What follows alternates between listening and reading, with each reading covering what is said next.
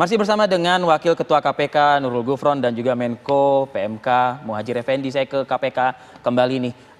Ada yang sudah akan dilakukan ya oleh pemerintah pusat dalam hal ini merubah dari bentuk barang menjadi tunai. Catatan KPK mengenai hal ini mungkin Pak Gufron?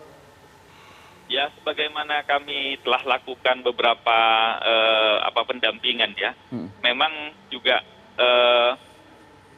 banyak kelemahan itu pada pertama memang data penerima sampai saat ini sesungguhnya kita selalu tidak memiliki data sebenarnya siapa yang berhak. PR besar ya?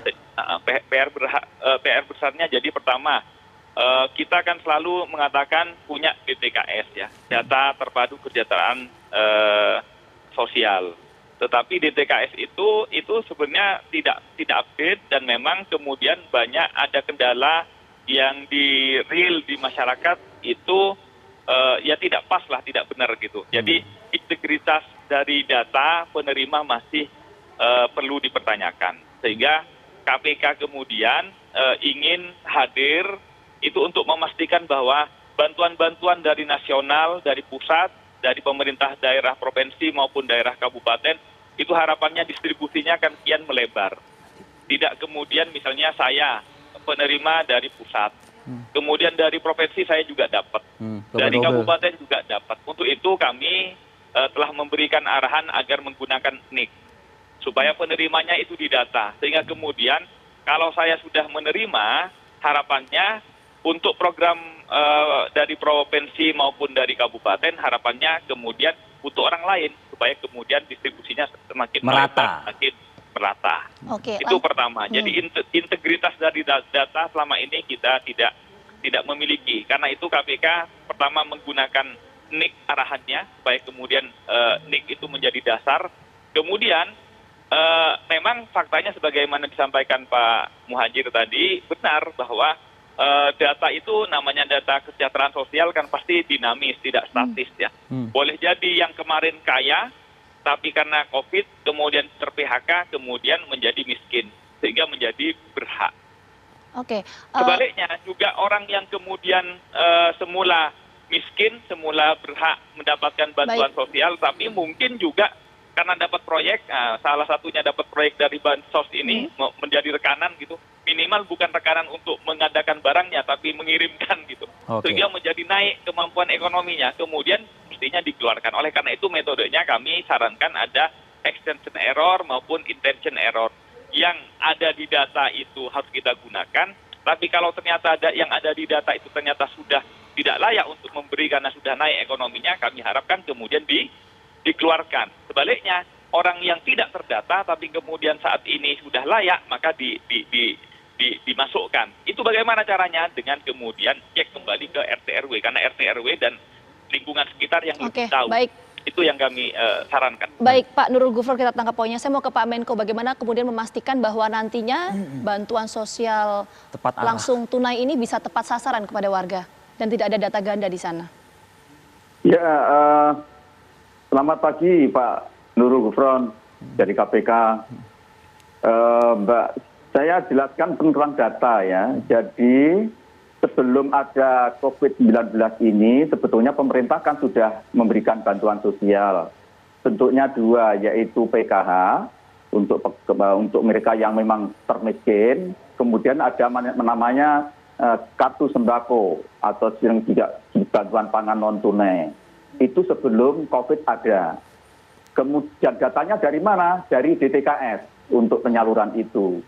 Kemudian setelah ada COVID-19, kemudian Presiden menginstruksikan supaya ada pemberian bantuan sosial diperluas. Kemudian datanya dari mana? Di samping data yang tersisa yang ada di DTKS, kemudian harus dipunguti di lapangan, yaitu mereka yang tadi disebut oleh Pak Nurul Gufron, mereka-mereka yang jatuh miskin baru. Dan itu tidak ada datanya di DTKS, karena itu harus dipunguti dari RT RW. Dan itulah yang kemudian skemanya diberi bantuan berupa bantuan sosial tunai atau BST, yang di DKI berupa sembako, di Jabodetabek berupa sembako. Kemudian sumbernya ditambah lagi dari dana desa, ya, BLT desa. Ditambah lagi karena ada relaksasi dan refocusing anggaran dari pemerintah daerah, ada bantuan sosial dari provinsi, ada bantuan sosial dari kabupaten. Jadi pada waktu itu memang data dalam keadaan belum tidak betul-betul bisa dipertanggungjawabkan secara penuh. Karena itu saya kira Pak Nurul Gufron ingat, saya mengambil inisiatif mengundang KPK untuk webinar untuk membahas ini, dan kemudian KPK setuju dengan data darurat itu. Jadi kita sebenarnya juga sudah sangat hati-hati untuk mempertanggungjawabkan siapa yang menjadi sasaran itu. Kemudian Presiden juga menginstruksikan jangan menunggu data sampai rapi. Ini rakyat sudah lapar. Butuh. Jangan sampai ditunggu mereka data rapi, mereka lapar nanti akan jadi masalah. Gitu. Jadi Presiden juga mendukung itu. Memang kemudian sambil jalan data-data itu kita rapikan. Dan itulah yang memang menjadi masalah, tapi kita yakin betul itu sudah di lapangan, sudah kita tangani. Bagaimana caranya? Jadi untuk di lapangan itu yang utama adalah bantuan sosial dari Kemensos dulu yang masuk. Baru nanti kalau Kemensos sudah tidak sudah habis, baru bantuan desa, bantuan dari desa, sehingga tumpang tindih tidak terjadi. Ada kecil kemungkinan. Kemudian baru bantuan dari provinsi dan kabupaten kota yang turun. Kemudian ada kesepakatan antara Kementerian Desa dan Kementerian Sosial. Kalau BLT desa itu sudah terlanjur diberikan kepada keluarga penerima manfaat, pada akhirnya kemudian ternyata dia ada data DTKS dari Kemensos dan bantuan Kemensos datang, maka dana yang BLT desa bisa ditarik. Dan untuk menarik mudah, karena itu ada dananya ada di desa. Tapi kalau untuk menarik dana dari Kemensos ya akan sulit. Jadi di lapangan terus kita lakukan pengendalian itu, karena itulah sepanjang pengetahuan saya komplain-komplain tentang namanya double, penerima double dan seterusnya itu relatif kecil dibanding jumlah sasaran yang kita targetkan. Saya kira itu jawaban saya. Oke, Pak Menko sebelum kembali ke KPK, saya ingin side back kembali Pak. Sejauh mana Pak Menko kan juga merangkap Mensos ad interim lah, kurang lebih seperti itu. Sejauh mana Kementerian Sosial Pak ingin membantu penyidikan KPK Pak? Karena kalau yang tadi saya dengar penjelasan dari Pak Gufron kan ternyata untuk konten barang itu pemerintah tidak terlalu banyak mengatur begitu ya. Itu diserahkan kepada vendor begitu. Tapi kenyataannya masyarakat banyak yang kecewa Pak Menko dengan barang yang diterima, dengan kualitas yang diterima. Saya kira itu sudah menjadi tanggung jawab dari pemerintah termasuk Kemensos ya untuk memberikan kesempatan atau ruang seluas-luasnya KPK untuk betul-betul mendalami, mengetahui seluk-beluk dari apa yang terjadi. Tidak ada masalah saya rasa untuk Kemensos. Oke, Pak Menko yang ingin saya tanyakan adalah tadi kan Pak Menko menjelaskan ada berbagai macam stimulus ya yang kemudian diberikan oleh pemerintah terhadap warga yang terdampak COVID-19. Ada kemudian berbagai macam lah, salah satunya adalah bansos untuk COVID-19 ini. Nah, apa jawaban dari Kemensos Pak ketika muncul pertanyaan dari publik, kenapa kemudian bansos COVID-19, khusus bansos ya Pak ya, ini di wilayah Jabodetabek, ini kemarin proses penyalurannya berupa sembako, sementara di luar Jabodetabek ini adalah uang tunai. Tapi kan sudah saya jelaskan bahwa waktu itu kebijaksanaannya berkaitan dengan diterapkannya PSBB di wilayah Jabodetabek. Dikhawatirkan mereka pada mudik, dan waktu itu kan kita ada kebijakan pemerintah pusat supaya larangan mudik kan. Nah kalau diberi tunai, kita khawatirkan dana itu dipakai tambah tanggung untuk mudik. Karena itu diwujudkanlah berupa sembako sambil memberikan rasa nyaman, rasa tentram mereka-mereka terutama yang dari luar untuk tidak pulang, dan sembakonya sudah disediakan oleh pemerintah. Ingat tadi sudah saya singgung bahwa sasaran dari bansos untuk COVID ini adalah mereka yang terutama tidak tercatat di dalam DTKS, dan itu umumnya adalah mereka yang jatuh miskin kagetan, misalnya pekerja harian, kemudian penjual-penjual pedagang kecil, itulah yang disasar oleh terutama menjadi prioritas dari bantuan sosial untuk COVID-19 itu. Dan itu adalah fenomena yang sangat mencolok terjadi di wilayah Jabodetabek. Mereka rata-rata tidak memiliki KTP asli DKI, KTP asli Jabodetabek, dan dia pada waktu Lebaran ingin pulang. Karena itu kita usahakan untuk mereka tidak pulang, tidak mudik, dan kemudian bantuannya kita wujudkan dalam bentuk sembako itu. Oke. Nah, Pak Menko, pertanyaannya adalah kalau di wilayah Jabodetabek kan nanti di tahun 2021 rencananya kan akan diubah dari sembako ke tunai. Untuk di luar Jabodetabek akan tetap sama seperti sebelumnya atau seperti apa? Tetap sama seperti sebelumnya. Dan perlu diketahui ya, masing-masing mekanisme itu ada kelemahannya. Kelemahan dengan tunai itu adalah kita tidak bisa mengontrol penuh penggunaannya dana itu oleh KPM. Dan di dalam beberapa survei ditunjukkan memang ada penyimpangan antara lain untuk beli rokok. Gitu. Dan untuk beli bahan-bahan yang tidak perlu, misalnya untuk beli pulsa. Karena itu memang nanti akan kita rancang, saya akan diskusi hari ini dengan Pemprov DKI, bagaimana supaya memperkecil kemungkinan terjadinya penyimpangan atau ketidaktepatan pemanfaatan bantuan itu oleh KPM. Termasuk target kita adalah untuk memberdayakan pedagang-pedagang kecil di sekitar yang menerima KPM itu agar juga ikut menikmati secara tidak langsung, terutama mereka bisa menjadi tempat sasaran pembelanjaan dari mereka yang mendapatkan KPM ini. Baik, nanti kita akan juga ke KPK lagi ya, tapi jeda dulu lagi Pak, Bapak-Bapak, pagi ini kita akan kembali, saya jeda periode berikut. Iya, saya langsung ke Pak Gufron. Pak, meneruskan tadi Pak yang disampaikan di awal dan tadi saya konfirmasi juga ke Pak Menko Muhadjir Effendi soal Kementerian Sosial yang harus ikut membantu proses menguak gitu ya, proses penyelidikan dan penyidikan ini. Bagaimana mungkin KPK juga merespon ya Pak kekecewaan masyarakat karena banyak dari segi kualitas bansos selama ini yang mereka terima itu ya jauhlah dari kualitas yang layak begitu Pak Gufron. Jadi begini, tentang kualitas, juga tentang volume, sekali lagi KPK sangat memahami karena pada saat PSBB banyak keketatan, banyak kemudian pabrik-pabrik produksi baik sembako, beras, gula, mie itu memiliki keterbatasan karena memang pabrik-pabriknya juga lagi berhenti, lagi tutup, maka kemudian itu pasti kemudian tidak memiliki kemampuan untuk menjamin bahwa kualitas berasnya sama, kualitas minyaknya sama, kualitas gulanya sama, itu dipahami. Jadi kalau di titik itu sekali lagi tidak masalah, ada perbedaan-perbedaan, masih agak ditolerir. Kan agak miris ya, Pak Gufron mendengar suara misalnya kok pemerintah memberikan kita yang kayak begini sih, gitu loh misalnya, Pak. Lah ya itu, tapi kan itu sekali lagi itu bukan ranah KPK sebenarnya ya. Itu ranahnya Kemensos.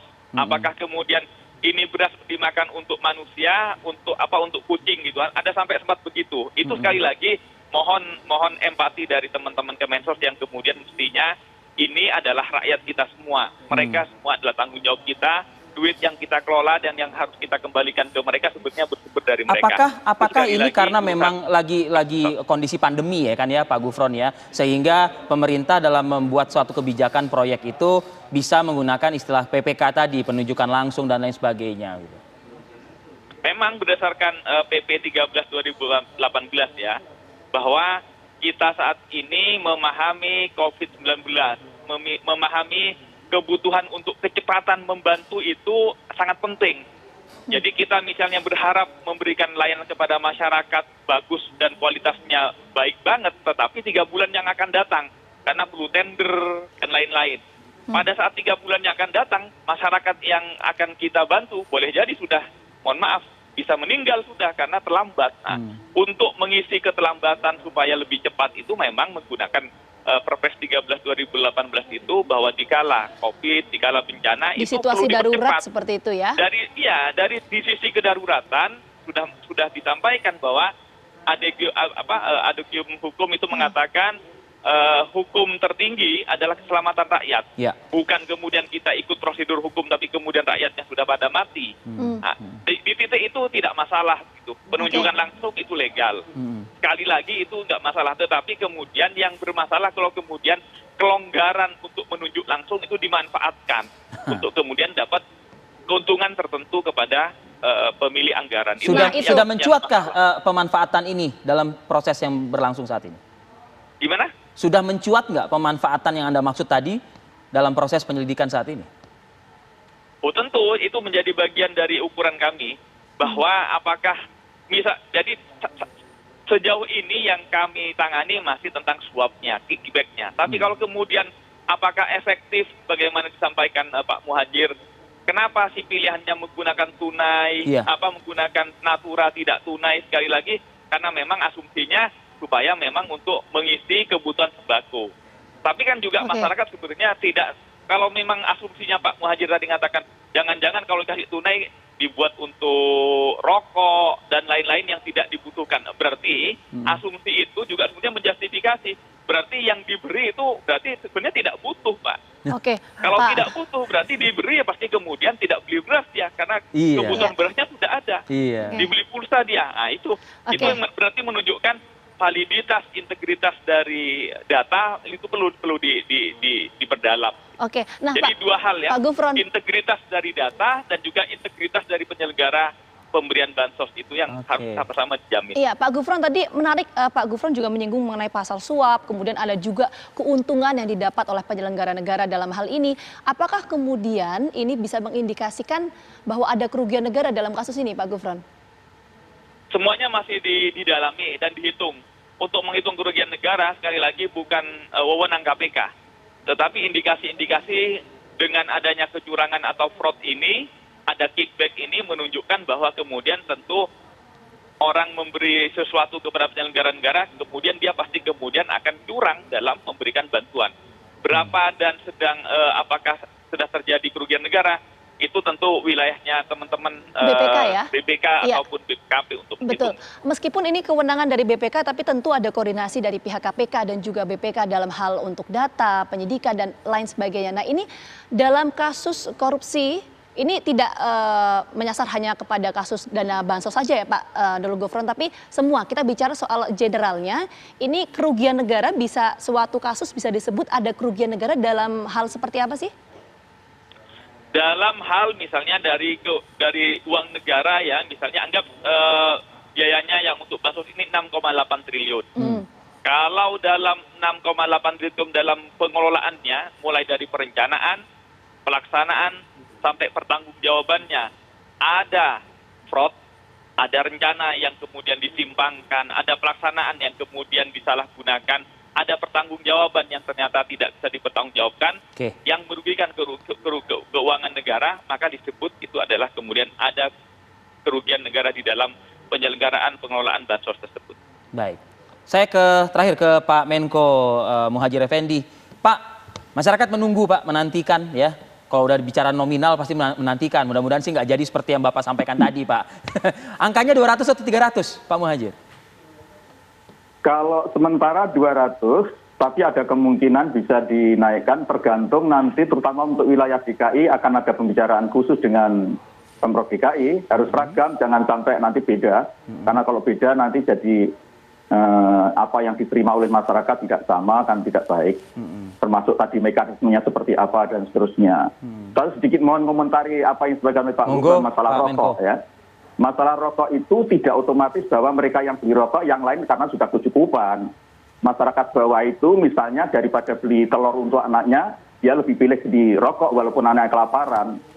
Dan inilah masalahnya. Ya kan Jadi nggak boleh bukan seperti itu dong seharusnya kan Pak? Makanya itu jadi perlu ada semacam edukasi memang kepada KPM. Memang penyimpangan bisa terjadi dalam proses ketika dana itu mulai dari awal cair sampai kemudian disalurkan. Tapi kita juga harus mencermati juga penggunaannya oleh KPM juga harus betul-betul tepat sesuai dengan harapan kita. Tapi pada prinsipnya terus akan kita benahi termasuk data-data. Makanya tahun depan ini kita akan melakukan pembenahan data besar-besaran dan melibatkan kementerian lembaga yang berada di bawah Kemenko PMK. Gitu.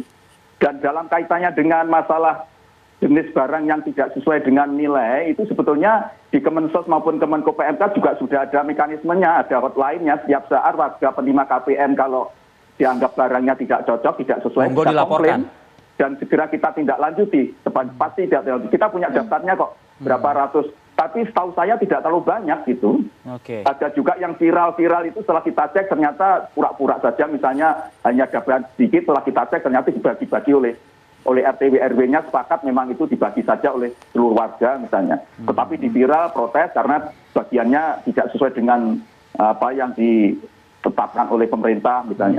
Jadi kita susuri semua kok sebetulnya gitu. Kalau memang ada penyimpangan terutama berkaitan dengan volume dan kualitas barang. Kalau memang sangat ekstrim, misalnya beras yang kemarin di Banten itu ada beras yang campur beras plastik misalnya, segera kita tindak lanjuti itu, dan itu kesalahannya tidak di supply dari pemerintah tetapi karena dari e-warungnya misalnya. Terus kita lakukan. Jadi sebetulnya dari aspek supervisi, monitoring dan feedback seperti yang digendaki oleh Pak Gufron tadi, kita juga sudah berupaya maksimum untuk memastikan bahwa kualitas dan volume barang itu sesuai dengan apa yang ada di dalam anggaran atau yang telah dialokasikan oleh pemerintah.